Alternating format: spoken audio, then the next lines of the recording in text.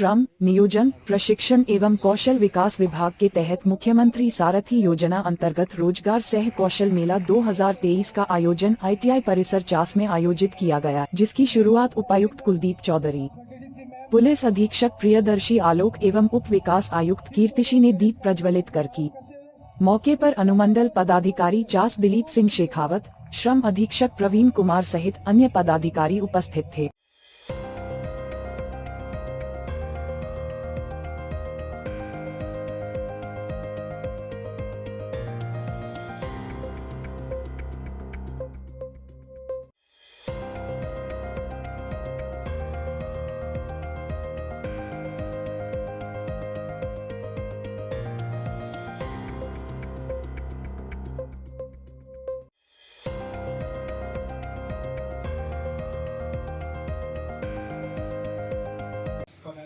Shri Dilip Pratap Singh Shekhawat sir का आगमन हो चुका है। हम जिला श्रम अधीक्षक महोदय सर को अनुरोध करेंगे कि वो आगे की कार्यक्रम की रूपरेखा रखें।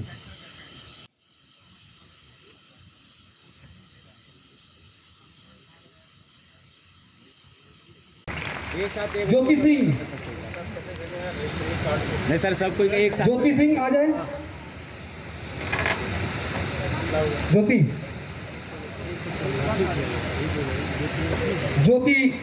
सोडेक्सो कंपनी में चयनित हुए और इनकी वेतन भी 12,000 रुपये निर्धारित की गई है। जोरदार तालियों से स्वागत करें। सुमन मेहता जिनका चयन सोडेक्सो कंपनी में 12,000 रुपये निर्धारित वेतन के साथ किया गया। जोरदार तालियों से चयन हुआ है। 12,000 रुपये निर्धारित वेतन के साथ जोरदार तालियां। प्रीति के लिए जोरदार तालियां। प्रीति कुमारी एक और है, वो भी आ जाए। इनका चयन हुआ है। एक बार जोरदार तालियां इनके लिए भी। प्रीति कुमारी, उमा कुमारी, आयल, इसे सक्सेसफुल बनाया है और बहुत सारे रोजगार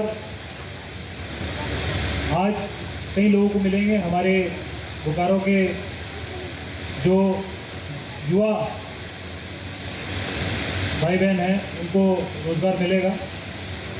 और सबसे इम्पोर्टेंट है कि ये जो मुख्यमंत्री सारथी योजना है, पहले के ज़माने में हम लोग देखते थे कि अगर किसी को नौकरी चाहिए तो बड़े शहर की तरफ प्रस्थान करना पड़ता था, लेकिन ये ऐसी योजना है कि प्रखंड के स्तर पे ही आप लोगों को अलग अलग शाखाओं में प्रशिक्षण देकर आपको नौकरी के लिए तैयार करते हैं।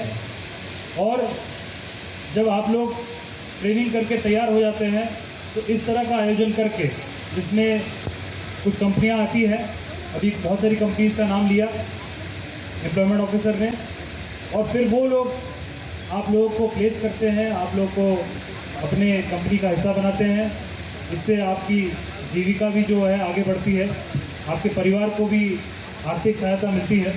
तो ये बहुत बड़ा अवसर है और मैं ये उम्मीद करता हूँ कि ये जो सिलसिला है और आगे बढ़े, ज़्यादा से ज़्यादा लोग जो है ये जो हमारे राज्य का स्किल मिशन चल रहा है उसके अंदर ट्रेनिंग प्राप्त करें अलग अलग शाखाओं में, और कोशिश करें कि इसको हम लोग रोजगार तक भी पहुँचाएँ।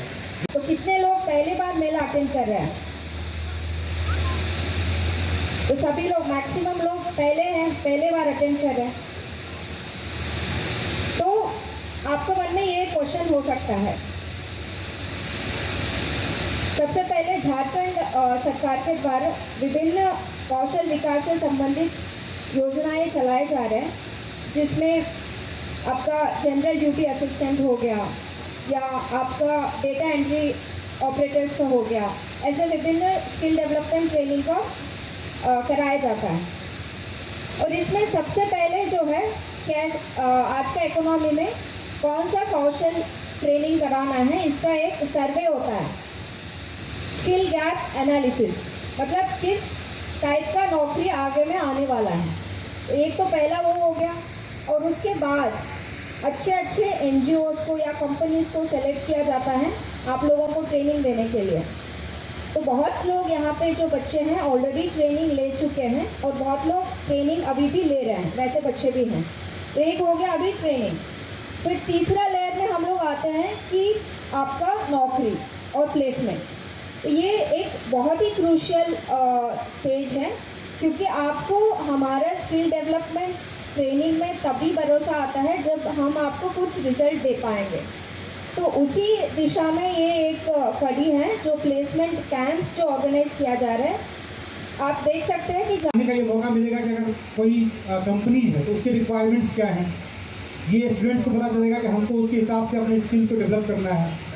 उसी तरीके से पॉइंट क्या है, किस तरीके के इनको एम्प्लॉय चाहिए और किस तरीके से जो गवर्नमेंट या प्राइवेट ऑर्गेनाइजेशन है उसको अपने ट्रेनिंग मॉड्यूल को चेंज करना है अकॉर्डिंग टू नीड्स।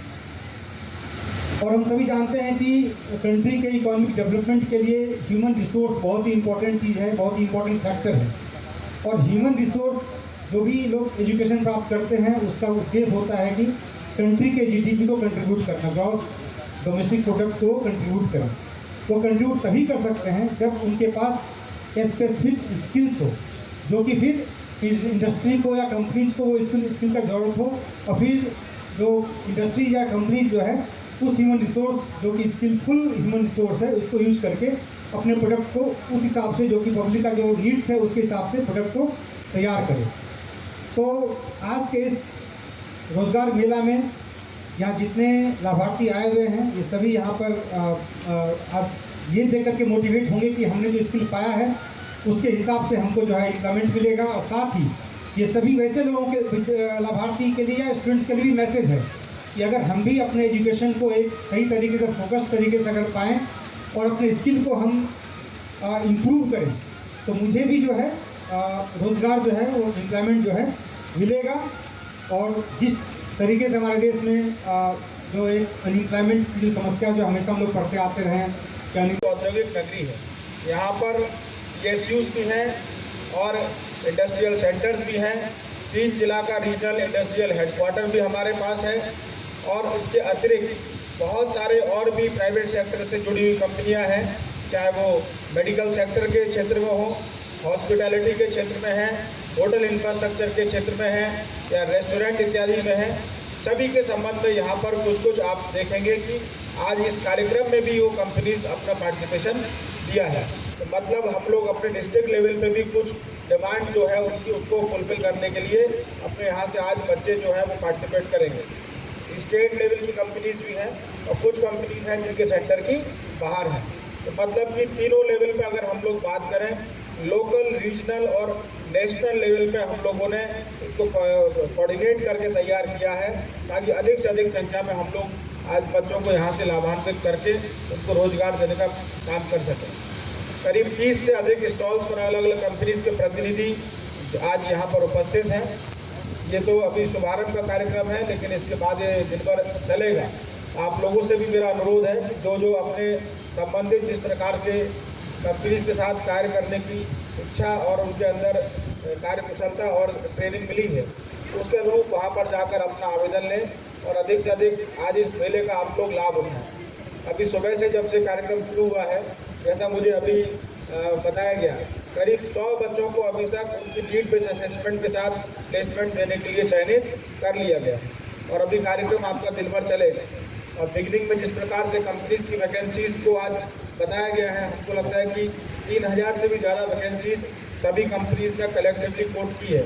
तो हम लोगों के लिए बहुत अच्छा होगा कि आज हम लोग अधिक से अधिक इस रोजगार कौशल मेला का लाभ उठाएं और जितनी मेहनत इसको आयोजन करने के लिए हमारे लेबर ऑफिसर, एम्प्लॉयमेंट ऑफिसर और बाकी उनकी जो पूरी टीम है, सारथी योजना के तहत मुख्यतः यहाँ पर जो रोजगार मेला का आयोजन किया गया है, जिसमें कि आप लोग सभी लोग जानते हैं कि पूरे ज़िले में अलग अलग सेंटर्स जो कि अलग अलग ट्रेड के लिए बनाए गए हैं, जिनमें प्रतिभागियों को ट्रेनिंग दी जाती है ताकि ट्रेनिंग प्राप्त करके सर्टिफाइड कोर्सेज को करने के बाद वो किसी भी जो संबंधित कंपनियां हैं प्राइवेट सेक्टर में, जिनको जिस प्रकार के मैन पावर की आवश्यकता है, हम लोग उनकी डिमांड के हिसाब से वहाँ पर ट्रेनिंग प्रोवाइड कर सकें। जैसा कि डीडीसी महोदय ने अपने संबोधन में बताया कि सबसे पहले स्किल गैप असेसमेंट करना बहुत आवश्यक है।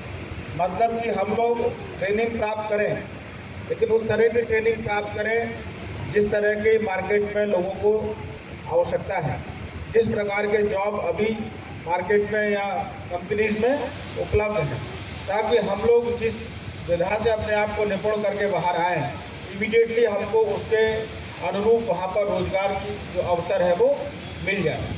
तो ऐसे में बहुत ज़रूरी होता है कि जब हम लोग कोई भी ट्रेनिंग प्रोग्राम करें या प्लेसमेंट प्रोग्राम करें या कोई भी स्किल बेस्ड असेसमेंट करने जाएं, तो सबसे पहले हमको 3 लेवल का असेसमेंट करना ज़रूरी है।